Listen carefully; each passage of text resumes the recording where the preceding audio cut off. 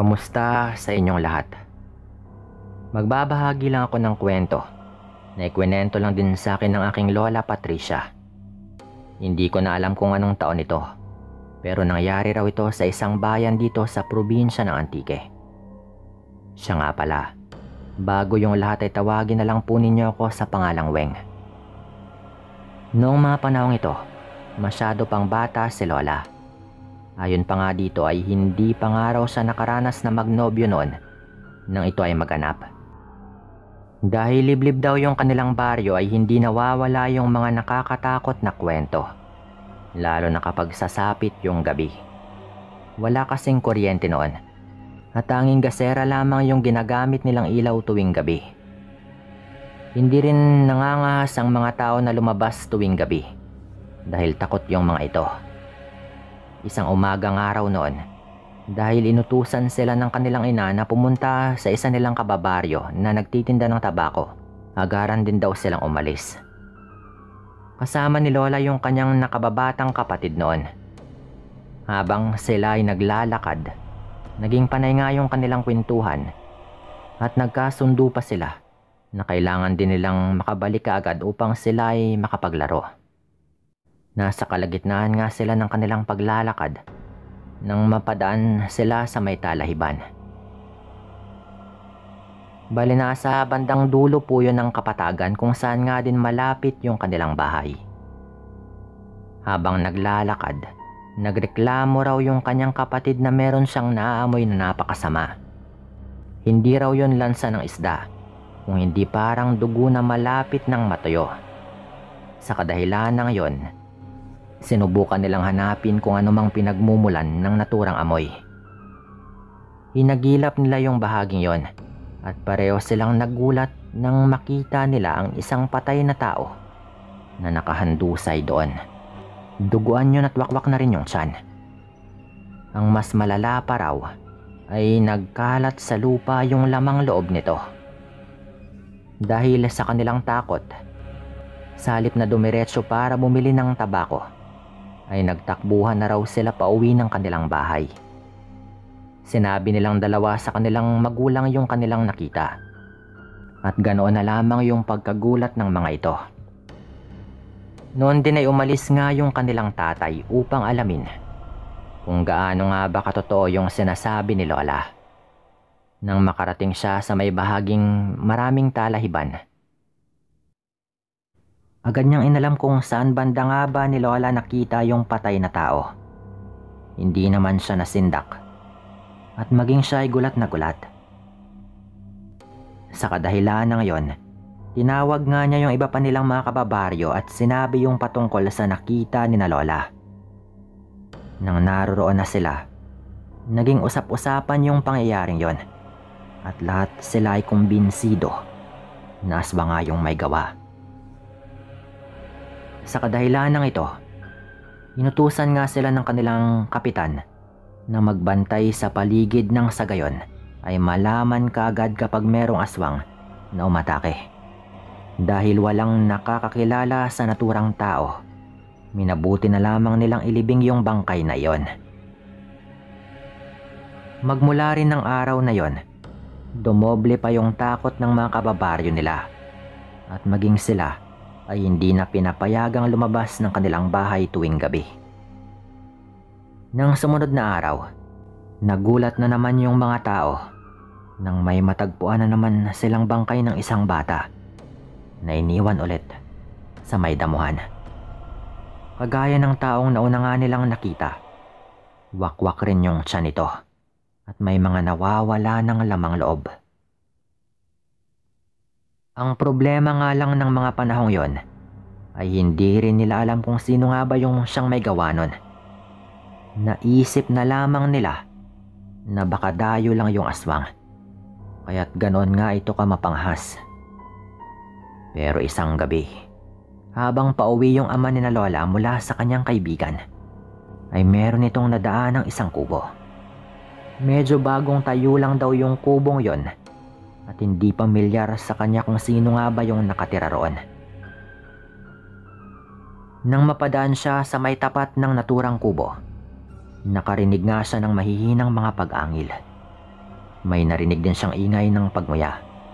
Kaya't labis ngang nagtaka yung ama ni Lola. Sa halip na dumiretso ng kanyang paglalakad, ay minabuti niyang alamin kung ano nga ba yung nangyayari sa loob. Nang mga panahong yon, nakakaramdam na siya ng kaba dahil amoy na amoy daw niya yung lansa mula roon sa loob. Pero dahil nais niyang malaman kung ano nga bang nangyayari, naghanap nga siya kaagad ng siwang. Maswerte siya dahil gawa lang sa tinadtad na kawayan yung dingding ng kubo, kaya't hindi nga siya nahirapan. Saktong pagkasilip niya ay tumambad kaagad sa kanya ang dalawang matanda na may kung anong pinagkakabalahang kainin. Noong una ay hindi alam ng ama ni Lola kung ano nga ba yon. Pero habang patagal ng patagal, napagtanto niyang hilaw yon na laman. Ilang ulit pa raw niyang kinusot yung kanyang mata. At ganoon na lamang yung takot niya nang makita yung katawan ng isang bata sa isang sulok. Nanlamig daw yung kanyang buong katawan. Lalo pa't alam niyang hindi nga siya namamalikmata. Kita niya ring nagbabago na yung mukha ng dalawang matanda.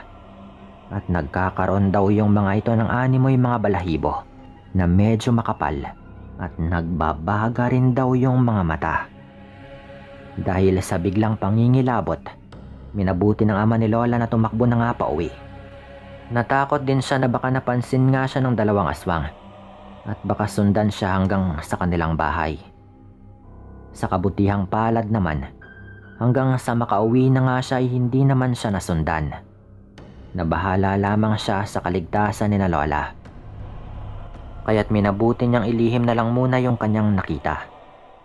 Dumaan nga yung mga araw at linggo nang may muli na namang natagpo ang bangkay. Kapareho rin yon ang sitwasyon ng noon ng katawan ng kanilang natagpuan.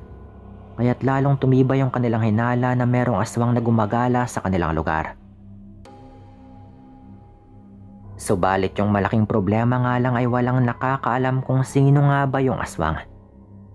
Pero dahil alam nga ng ama ni Lola na kapag hindi niya sasabihin yung patungkol sa kanyang nakita, ay magpapatuloy pa yung paghasik ng lagim ng mga aswang na yon. At sa kadahilan ng ito, sinabi na nga niya ang kanyang nakita sa loob ng kubo na malapit lang sa may dulong bahagi ng kanilang baryo. Wala rin kasing nadadako roon kung hindi talaga sadyain, lalo at medyo masukal nga yung parteng yon. Dahil sa nalaman ng mga tao, nagpasya nga silang bumuo ng puwersa upang puksain yung naturang aswang. Ngunit dahil kailangan pa nga nila ng matinding ebidensya, hindi na muna sila gumawa ng aksyon para patayin yung aswang na iyon. Ilang gabi yung dumaan at wala nang dinadalang biktima sa kanilang baryo. Inakala nilang maayos na nga yung lahat at nawala na yung pananalasa ng aswang sa kanilang lugar. Pero lalo lang silang nagulat nung lumipat na naman sa kabilang baryo yung aswang na iyon. Sa kadahilan ng ito, naging buo na nga yung kanilang loob na puntahan yung aswang na iyon upang kumprontahin.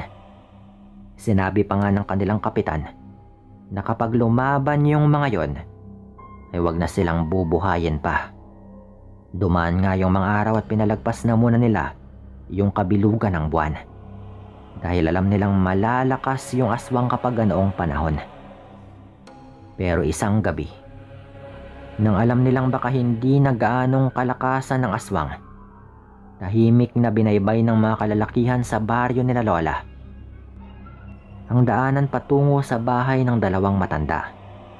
Kasama rin po nila noon yung ama ni Lola na siyang nagturo kung saan nga ba nakatirik yung tirahan ng mga naturang aswang.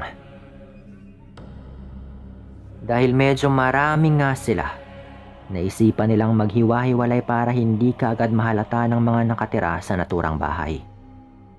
Ang ama ni Lola noon ay kasama sa pangkat ng kanilang kapitan at mayroon pa silang kasamang isang albularyo.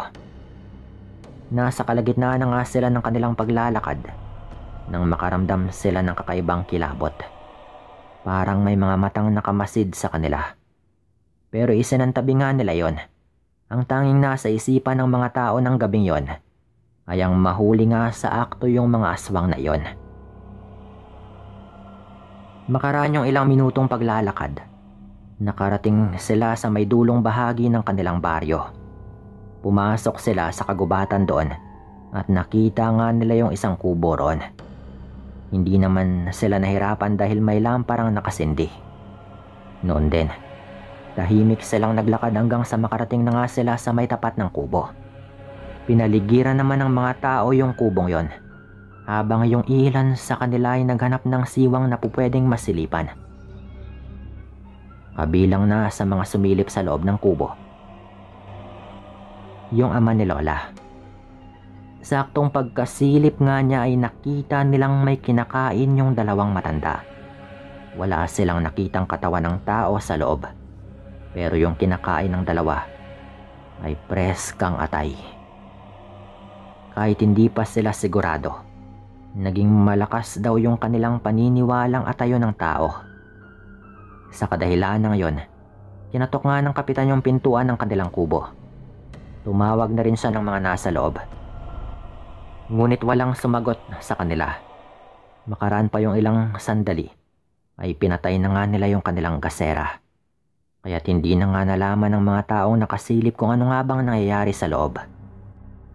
Dahil walang sumasagot at pinatayan pa nga sila ng gasera, minabuti na nga ng mga tao roon na sirain na nga yung pinto ng kubo. May mga dala ring solo at de bateryang flashlight yung ilan sa kanila. Kaya't hindi na nga sila nahirapan kahit nakapatay na yung gasera sa loob. Sakto nang masira nga yung pinto roon, ay siyang pagkarinig nila ng yaw ng pusa. Ayon pa sa ama ni Lola, hindi raw normal yung ngiyaw nun. Dahil kung pusa lamang yun ay medyo may pagkamatinis po yun.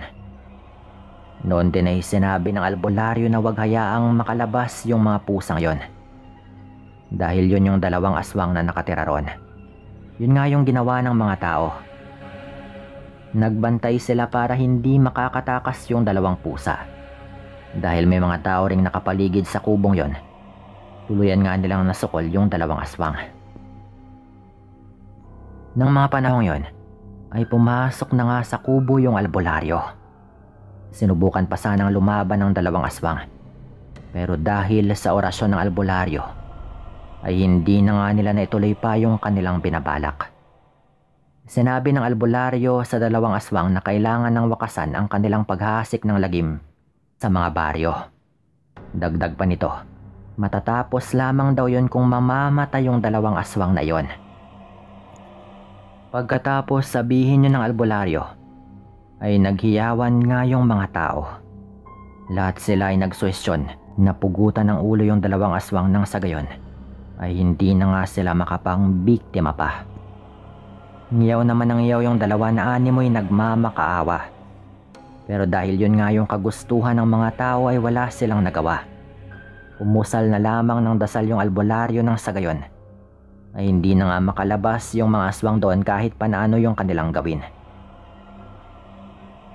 Matapos niyang gawin yon, may isang kababaryo sila na pumasok na sa kubo. Meron itong dalang itak at sinubukan niyang tagain yung dalawang aswang na nasaan yung pusa. Nang makita naman ng iba na maliksi nga yung mga yon, tumulong na rin sila hanggang sa nasukol nga nila yung aswang. Kalaunan, bumalik yung mga ito sa pagiging tao at pilit itong nagpupumiglas. Ngunit dahil hawak na nga sila ng mga kababaryo ay wala na silang nagawa pa kung hindi yung tanggapin yung kanilang magiging kapalaran. Kahit kasi na ilang ulit silang magmakaawa, hindi na sila pinapakinggan ng mga tao. Dumaan pa noon yung ilang sandali at pinatay na nga ng mga kalalakihan yung dalawang matanda. Naawa pa roon yung ama ni Lola pero alam niyang hindi naman niya mababali yung desisyon ng kanyang mga kababaryo. Nung tuluyan na nga nilang napaslang yung dalawang matanda na siyang mga aswanga na nananalasa sa kanilang lugar, minabuti na rin nilang sunugin yung kubo ng mga ito. Dahil sa kanyang awa, Minabuti na lamang ng ama ni Lola na mauna nang umuwi sa kanilang bahay. Pagka-uwi niya ikwinento niya kung ano nga bang nangyari. At kahit papano ay naging kampante na nga sina Lola na wala ng aswang ang maghahasik ng takot sa kanilang lugar. Gayunpaman, nalungkot pa rin noon si Lolo dahil kailangan talagang humantong sa ganon. Pero kung iisipin, ilang buhay na rin yung kinuha ng dalawang aswang na yon. Kaya't maiintindihan rin kung bakit ganon yung gustong parusa ng mga kababaryo ni na Lola. Mula po nun, wala na rin daw nangyaring tulad sa ganon. At dito ko na rin tatapusin yung kwento kong ito. Maraming salamat sa inyong lahat.